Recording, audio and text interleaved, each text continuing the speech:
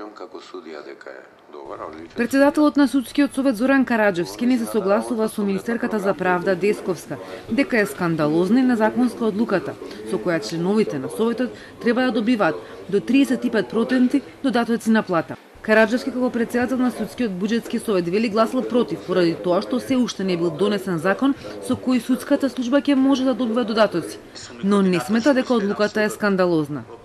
Вели дека има законска основа да добија додатоци и членовите на Судскиот совет, а се повикува и на правилници од 2016 и 2017.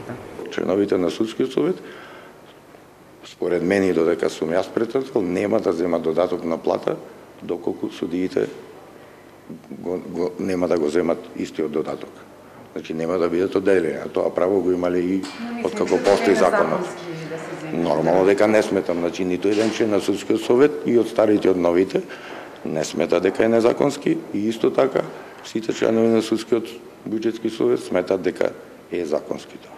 Од синдикатот на УПС сметаа дека одлуките се ретроактивни и незаконски, бидејќи во законот не било предвидено и членови на советот да добиваат вакви додатоци. Поради ова поднесо и кривична пријава за Караджевски.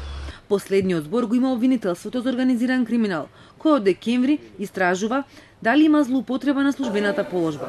Веднаш ги побарале сите неопходни додатоци поврзани со одлуката на Судскиот буџетски совет, но се уште не добиле одговор. Не е предадено, пред Нова година е дојдено, рокот е 30 дена, составуваме документација, тоа што е барано од било кој обвинителство до сега се во законски рок, значи не го чекаме 30-тиот ден. Со оглед на празниците многу неработни денови беа, треба комплетна документација да се достави. Пред Нова година по итна постапка беше донесен закон со кој судските службеници добиваат право на домистоци на плата до 35%. На средба во владата пак синдикатот и Сдруженијето на судска администрација договориле да им бидат вратени парите кои на судската администрација беа одземени за време на штрајкот во 2016.